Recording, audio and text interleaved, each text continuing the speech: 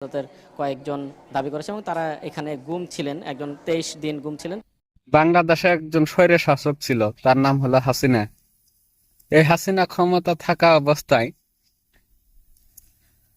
সাধারণ মানুষদের বেধড়ক মারপিট করত, অত্যাচার করত, জেলে নিয়ে ভরাতো, গুম করত, খুন করত।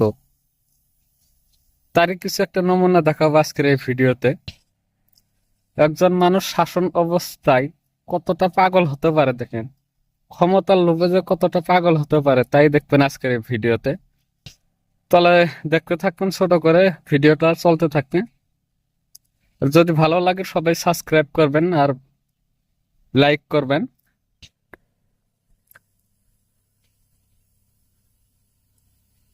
এই হাসিনার কিছুমান সৈন্য ছিল যারা মানুষকে গুম করত, বছরের পর বছর গুম করে রাখতো। এই মানুষকে বছরের পর বছর দেখেন একেবারে বিনা অপরাধে মানুষকে এখানে আটকে রেখেছিল। দেখেন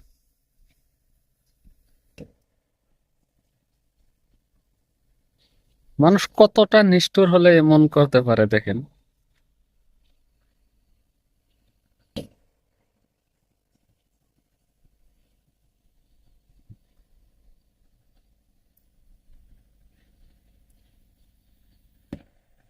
2024-এ এসেও স্বৈর শাসক যে কতটা নিষ্ঠুর হতে পারে দেখেন। অতীতে না আরো কতই নিষ্ঠুর ছিল তাহলে স্বৈর শাসক গুলো। ভারতের কয়েকজন দাবি করেছে এবং তারা এখানে গুম ছিলেন, একজন 23 দিন গুম ছিলেন। তিনি বলেছেন যে আসলে তিনি এখানে গুম ছিলেন বলে আসলে তিনি সেটা দাবি করেছেন তিনি, এবং তিনি বলছেন যে আসলে এই সেলগুলো নিয়ে দেখছেন এখানে একটি তাজা আপেল স্যালাইন আমরা দেখতে পাচ্ছি। মাত্র 15 বছর সময় ক্ষমতায় থাকেই যে লুটপাট আরম্ভ করেছিল, সাধারণ জনগণকে মারধর বা যে ছিলেন তিনি সম্ভবত আয়না ঘরে আটকে রাখা, কিংবা হাদিস তিনি এখানে এখন নিজেই তো পলাতক হয়ে গেল। দেখেন এখানে এই দুনিয়াতে অহংকার করতে নেই ভাই। আমরা আরেকটি আল্লাহ পাঠিয়েছে কয়েকদিন পরীক্ষা করার জন্য। আমরা দেখার চেষ্টা করব আসলে এই পরীক্ষা করার মধ্যে যে আপনারা যে একটা শুরু করেন দেখেন। কিছুই নেই। আমরা এই সেলের যে বিষয়টা হলো দেখানোর চেষ্টা করব। এই সেলে একটি পাজামা রয়েছে এখানে ঝোলানো, এই যে পাজামা, একটি গামছা রয়েছে, ছোট ছোট কোঠা। এই যে এই সেলে কিছু আছে। বছরের পর বছর যে গুম করে রাখতো তাদের কোনো বিচারও হতো না, এখানেই তাদের বছরের পর বছর কাটিয়ে গিয়েছে। আর প্রত্যেকটা দিন তাদের সাথে অধৈর্য অত্যাচার করা হয়েছে।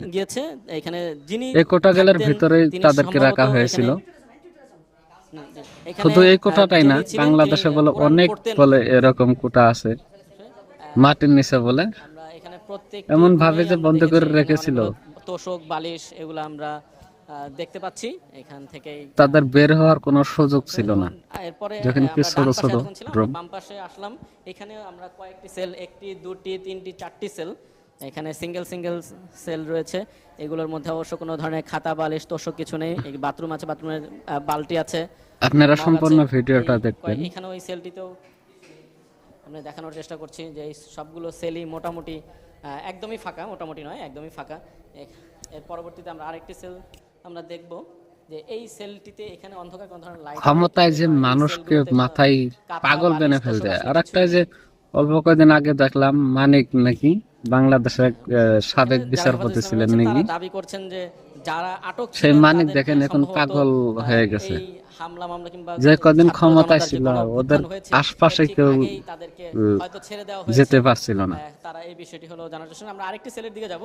এখানেও ঠিক একটু আসলে ক্ষমতা 12 মাস থাকে না দেখেন। অন্য সেলগুলোর চাইতে এগুলো ফাঁকা, একদম পরিষ্কার করা, মেঝেগুলো টাইলস করা, এবং এই সেলের ক্ষমতা দায়িত্ব পরীক্ষা করার জন্য দেখানোর চেষ্টা করব। এখানে বালতি রয়েছে, টয়লেটে রয়েছে। একটা সময় রাজা, একটা সময় প্রজা।